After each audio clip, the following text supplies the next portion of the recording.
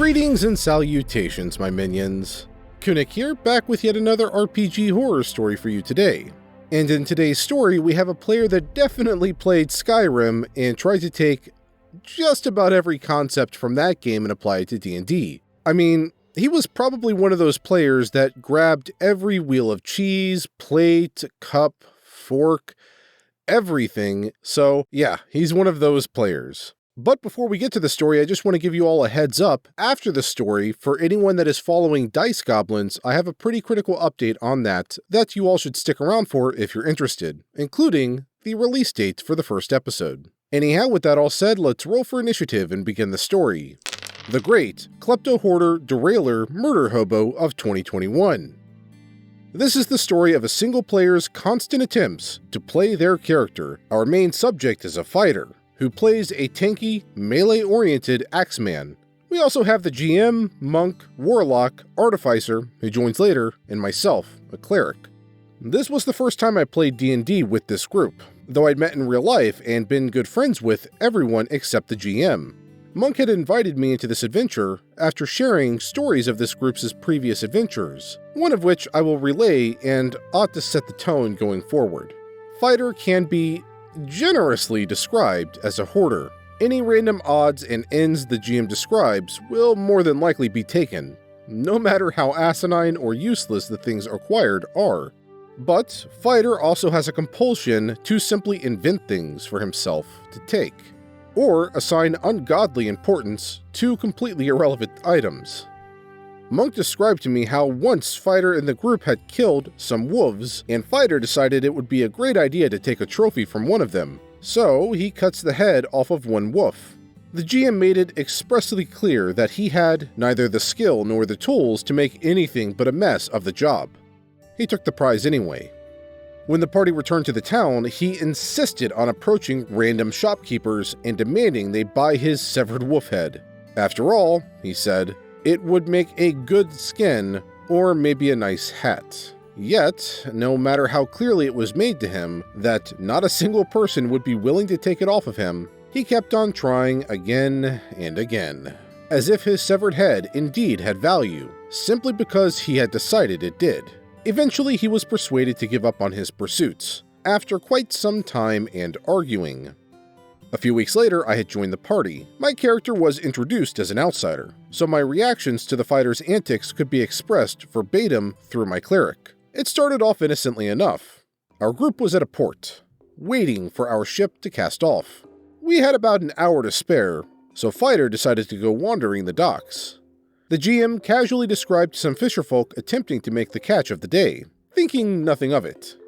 Little did he know this would start an argument that would waste at least half an hour in real time. Fighter decided that he needed this man's fishing rod. Why? I have no idea. Not a single clue. None of us did at the time, and we still don't know now. Upon Fighter expressing interests in this man's fishing gear, the GM described the rod as handcrafted, but nothing special, just something that an ordinary citizen might have. That sealed the deal for the fighter. It was handcrafted, so it was valuable. For more ungodly reasons, he decided to offer the fisherman 10 whole gold coins for the rod. At this point, Monk and Warlock stormed up to him and demanded, in character, for him to have a little bit of introspection and realize what he was trying to do. But Fighter was having none of it. Warlock tried to persuade him that he could buy his own fishing rods somewhere else. It was a port after all. Fighter declined. He also declined the idea of at least haggling down a few gold pieces. Now, obviously, the fisherman agrees to sell his equipment for such a ridiculous price. And what does the GM have him do? The guy wanders off and goes to buy another, identical fishing rod, and resumes fishing. At this point, my character was just sitting on the ship's railing, watching from afar, completely flabbergasted. I was generally racking my brain, trying to figure out what the hell Fighter's end goal could have been. Naturally, Monk and Warlock continue to scold Fighter, while he stands his ground, firmly believing both in and out of character that he was making a sound decision. Eventually, GM decides, okay, enough is enough. Get on the darn boat and start the adventure already. In the end, Fighter used the fishing rod exactly once to catch a single bass and forgot about it for the rest of the adventure. Sometime later, the ship is attacked by some mad, frenzied seagulls. Just one of those days, you know? Anyway, after driving them off, Fighter decides he wants a repeat of the wolf incident. So, he says to the GM he wants to decapitate the gulls and make a hat out of their heads. Completely baffled, I ask the GM if I missed something and question if these seagulls were supposed to be way larger than I thought. Nope, they're normal bird size. In character, I ask Fighter what he's doing and express that he is making himself look like a complete psychopath in front of the ship's crew. He nonchalantly tells me he wants to make a hat out of the birds' heads, as if it were something normal people would do. Chaotic good, by the way. Again, the GM iterates that he has neither the tools required to skin a seagull nor the knowledge. According to his own backstory, he was a country farmer boy who wants to save up enough to open a workshop. I dread to think of what labor would go on behind those doors. Somehow we roll over this incident speedily. Fighter brooks the little argument, but later would always insist he had made a single seagull head into a hat. By that point we all were beyond caring, so nobody called him out on it. Then Fighter almost gets Monk and I killed. Our ship gets boarded by raiders. We sally valiantly, yada yada. Remember how I said the Fighter was a melee tank? Whilst Warlock was off on the other side of the ship, Monk and I came onto the deck right in front of the raiders. I myself was partial to spellblasting, but I was locked in close combat because the enemies had higher initiative than me. Where was Fighter in all of this? Well, he emerged from the same hatch we did, and yet he hung further back than me. Why? Because he wanted to fire his crossbow at the foe, a weapon which he had no skills to buff, and did comparatively little damage compared to his axe. At this point, because we were clumped together, the enemy wizard threw a fireball at Monk and I, roasting us. We both go down hard, yet the fight continued, and I rolled 4 death saving throws, which almost killed my cleric with 2 fails. After the raiders were fought off, GM ended the session. Then Warlock and Monk asked why Fighter, knowing his build, chose to hang back instead of getting stuck in. His reasoning was twofold. Firstly, he insisted he was doing valuable damage with his crossbow. I gently reminded him I had cast a single spell before I got locked in melee, which did triple the damage of his crossbow shots. He didn't seem fazed by this, because he got the final hit on one of the fodder enemies, thus retroactively justifying his strategy. Secondly, and most annoyingly, he told us he didn't charge forward because he didn't want to take damage. Now at first, this might seem a reasonable argument, in and out of character. Yet, and this must be stressed, Fighter had never before, nor will ever again, demonstrate this inhibition to headlong charges in the face of danger. Every single one of us immediately hated this answer. We all knew, Fighter included, that his character was built to be able to take hit after hit and dish out damage in return. He also knew how squishy my cleric and the monk were. Side note, the fireball caught him anyway, but he survived. Melee would not have changed it hitting him. There wasn't enough space to avoid it. We made this expressly clear to him after delving into a fiery argument. Even the GM joined in, also quite disliking Fighter's reasoning. The argument quickly became circular, with neither side willing to budge. After the third time of Fighter insisting he didn't want to risk the damage, I demanded he explain why myself and Monk, 2 very low AC characters, should have taken higher risks of damage because he refused to fight. After all, the NPCs have to attack someone, so it ought to be one of the best suited to defending. Eventually, the GM tried to break up our argument by saying that if that was how the Fighter wanted to play his character, then so be it. He had no right to tell him how to play his own character. We all disbanded after that sour note. Next session, Monk wanted to organize a one-shot, so he swapped places with the GM. Same party, only now Monk is the GM, and the old GM is now Artificer. All is going well until we need a boat to travel across some stormy waters.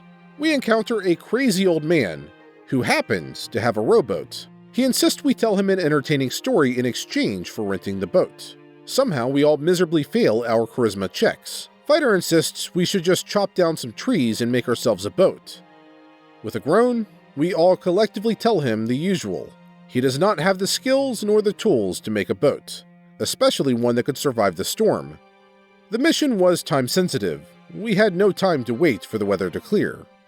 Fighter grew fed up with the NPC's gimmick and insisted we just steal the boat. I told him, in character, I would never allow him to do that. And so, just like that, Fighter takes out his axe and tries to cave in the skull of the NPC. When we all, in character, call him a lunatic after stopping him, he gets seriously defensive, as if this was our only option. Annoyed at us, he storms off and quite literally attempts to chop down a tree and craft a boat anyway. Later, in a dungeon, Warlock finds some spell scrolls and hands them out, but GM quickly realizes and tells us that only a wizard or a warlock could utilize these scrolls at all. Warlock asks for them back and everyone complies except Fighter. He obstinately refuses to hand it back. Why? No idea. He had no intention of selling them. Artificer says the dungeon wasn't clear yet, so surely the Warlock could use them to kill the monsters. But Fighter would not budge. Warlock had to swipe the scroll from him later. Not moments later, we are ambushed by giant undead spiders. I channel my divinity and send them scattering with turn undead, yelling at the party to not waste their efforts on a foe that won't fight. The effect is broken if the creature is attacked, after all. What does the Fighter do? He swings his axe at one and attempts to crossbow another. See what I mean about his lack of inhibition? Last, but not least, is the bear bag incident. This series of events is so impossibly dumb it boggles the brain. In the final chambers of this dungeon, we are looting an old library full of large tomes that were gathered by a lich. As a cleric who secretly is interested in a bit of necromancy, I snuck one into my bag. Behind me, Fighter, who had performed numerous minor hoarding incidents earlier in the dungeon already, which repeatedly killed the pace of exploring each time, decides he wants the entire bookshelf's worth of books. Artificer comments how he has absolutely no chance of fitting every single one of these giant books in his bag. Fighter is not deterred by this at all, naturally. He spots a bearskin rug, the perfect tool to craft a bag from, obviously. Say it one more time with me now. He did not have the tools or skills to do it. Uncaring, he took his axe and began to carve the rug until he had a weird half-sling, half-tarp that he had wrapped the books into. GM told him the weight of it all would seriously hamper his ability to move and fight effectively. Doesn't matter to the Fighter. I want to take a moment to emphasize just how disruptive this unique behavior of Fighter was. This entire story takes place over the course of 4 game sessions, about 4 hours in length each. I don't think a half hour went by when we weren't stuck in combat where we didn't have to give out to Fighter for doing something completely nonsensical. The concept of we can grab these when we're done did not apply to him. He constantly had to stop whatever it was we were doing and over-encumber himself with the set decoration. Anyhow, while he makes his bear bag, the rest of us walked on and stumbled into the final encounter. Warlock doubled back for Fighter to get his aid, but since he was so focused on crafting the bear bag, he didn't see a doppelganger transform right next to him. Warlock and Fighter kill the doppelganger, though Warlock does most of the work. Warlock then sprints back to join us in finishing off the boss. And Fighter would join us too, and so would the bear bag. He would not leave it behind, so he dragged it into the final encounter. It was so heavy that it delayed him quite a bit, and Artificer got knocked out. When we realized why the Fighter was taking so long, Artificer and I said aloud, "What the duck are you doing?" Cue another heated argument that boiled down to the fact that Fighter didn't want to abandon his precious loot in case, as soon as the boss was defeated, the dungeon would start to collapse and he wouldn't be able to come back for the books. I berated him by saying even if that did happen, there was no indication that it would from the GM, and it never did. He would have been too darn slow to escape anyway because he refused to drop his mangled bear carcass. The point seemed to sail over his head. The session ended about an hour later, and I wanted to scream. I left out numerous other similar, smaller incidents like this that thankfully did not spiral out of control so badly. I genuinely wonder what would happen to Fighter if the group wasn't comprised of almost entirely in real-life friends and associates. The campaigns were both extremely fun to play in, but these incidents kept building up over and over, and eventually the camel's back is going to break. End post. He's definitely one of those Skyrim players. And, let's tick some boxes here. Kleptomaniac, steals, has that. Definitely a murder hobo, and definitely a derailer, because he just goes out of his way and almost kills his party members due to how he's playing his character. Yep, title is 100% accurate. The Great Klepto-Hoarder-Derailer-Murderhobo of 2021. I can't agree anymore. That said, as GM, if I were to GM this campaign, I think I'd have a little bit of fun with this. I would try to give him an item almost like the reverse of the bag of holding, where the more items, I wouldn't describe this to him by the way, but the more you put more items in it, instead of actually being able to hold that weight, it like doubles the encumbrance that he's actually carrying. Or give him something magical that just lowers his encumbrance to like next to nothing so he can't carry anything. I would have some fun trying to ruin his way of playing this. And not to dishearten people doing that for a character trait. That's cool. The problem is that this evidently was not a character trait of the character that he made, but of him himself. Because the fact that he had to defend himself and argue with everyone at the table numerous times makes me think he wasn't even doing the whole, but this is what my character would do argument. So in this instance, I would try to mess with him and try to get him to see the error in his ways. Anyhow, that's it for this story, and as always, the source of it is in the description below if you are so interested in reading any updates from OP or comments from other Redditors. Now let's get to the Dice Goblins update. So, it took a little bit of time for us to get everyone into the same place at the same time to record the session, hence why we really couldn't hit our early July deadline. But we did finally meet up, and we've recorded part 1 of a one-shot. That's right, we turned a 2-hour one-shot into at least a 4 to 5 hour adventure. And we ended up running out of time, so we're going to have to record the second part at the beginning of August. But fear not, the first part will be coming out Saturday, July 31st. We haven't decided on a time yet, but that will be the day, so be on the lookout for the release time. And to give us a sort of pseudo live stream feel to it, we're also going to be doing a premiere when we do this, so that we have a chat and we can discuss everything with you all as we watch it. Should be a lot of fun, and while I can't promise it, we're all going to try to be in the chat for this so that we can talk with you all. And as for part 2, well, the reason why we pushed part 1 to the end of the month, even though it's already recorded, is so that you don't have to wait more than 1 week for part 2. So hopefully, August 7th will be part 2, and August 14th if we have to do a part 3. But yeah, we had a blast in part 1, a lot of really fun and memorable RP moments. I think you all are going to be blown away. And you know what? I'm so sure of it. Here is a little sample, a little 30-second teaser from part 1, with a little bit of censoring so that we don't spoil the whole thing. Roll the tape. So that makes 4. We just need 1 more to pull off this job, I'm thinking. It's at about this time that you see 2 little rabbit ears pop out from behind Kim. Oh, hell yeah. Alright, so like we see it? Yeah, it's just like 2 little ears come off from the side of the cafe. Behind the 5 foot tall. Alright, so one thing you gotta know like about someone's just doing this over here. One thing you gotta know about my buddy Kithmet here is he is an excellent listener.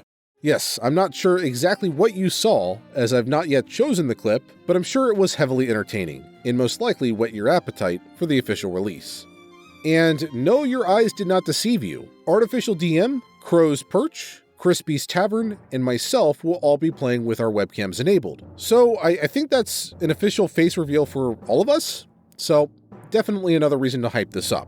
Anyhow, that's all for this video. If you liked it, be sure to hit that subscribe button and bell notification icon in order to be notified of my future videos. And while you wait for those future videos, here are a few related videos from my channel that you can watch in the meantime.